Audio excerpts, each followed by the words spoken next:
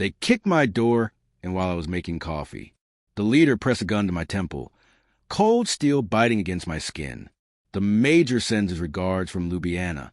Your retirement's over. I didn't flinch.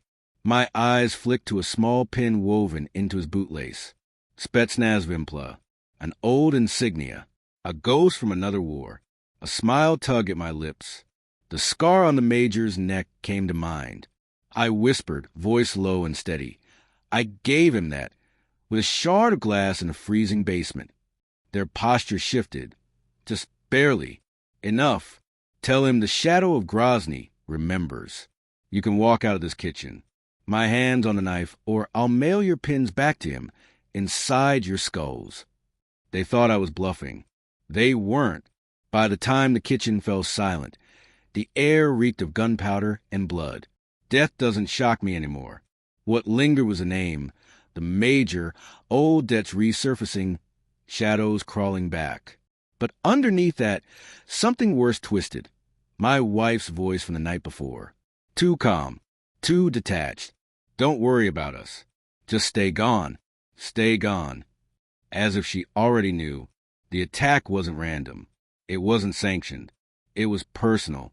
Someone had betrayed my location. And the only person who knew the details of my quiet life, my alias, my hidden past, was her. The woman I trusted. The woman who had waited for me through wars. Or so I thought. The betrayal didn't arrive with a bullet.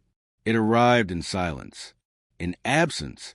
In knowing she wasn't there when my door splintered. Bile rose in my throat. Rage pressed against my ribs. But rage without proof is weakness. I don't move without certainty. I trace it all. Small bank accounts, unusual withdrawals, hotels booked under false names, jewelry charges I'd never seen, phone calls to a number saved as work. But her job didn't keep her past 9. I traced the number. Military-grade encryption, not civilian, not work. Him, the major. My chest hollowed. She hadn't been careless. She had been deliberate. She gave him my life, my location. I followed her quietly. Men's shoes under her desk, cigarette butts with Russian print, fibers of betrayal woven into her routine. Every breadcrumb led to the same truth. She hadn't been mine for years. She had belonged to him.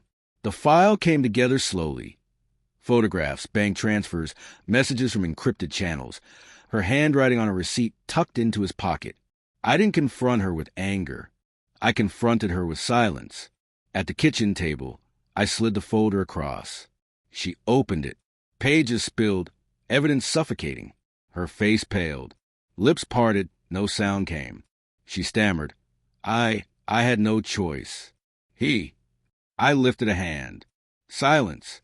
Her excuses meant nothing. Her tears were lighter than air. The proof spoke for itself. She hadn't just betrayed me. She'd sold me. Worse. She sold me to the only enemy I had left breathing. I didn't yell. I didn't hit her. I didn't raise my voice. I pulled one last photo from the folder. Not of her, but the major. Recent, smirking, cigarette in hand, scar visible. I laid it before her. Her hand trembled. I already know where he is, I said softly, and I know how you found him. She shook her head, tears streaming. Please. I leaned in, voice cold enough to cut through her sobs.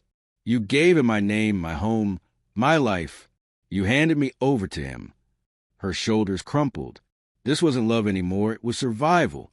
Hers at the expense of mine. I left her there, broken beneath the weight of her choices. Tears wouldn't save her. Excuses wouldn't erase the truth. I packed nothing but the tools I needed. The war wasn't over. Not yet. I would finish it like I finish everything. Silently, precisely, without hesitation. Her betrayal didn't wound me. It sharpened me. Because betrayal is a gift. It strips illusions and leaves only truth. The truth. She gave him my life. Now I would take his. I buried my marriage that night. Not in the ground, but in the silence between her sobs. Thanks for watching. Don't forget to like, share, and comment. Subscribe to Cheating Stories Insight World for more gripping stories.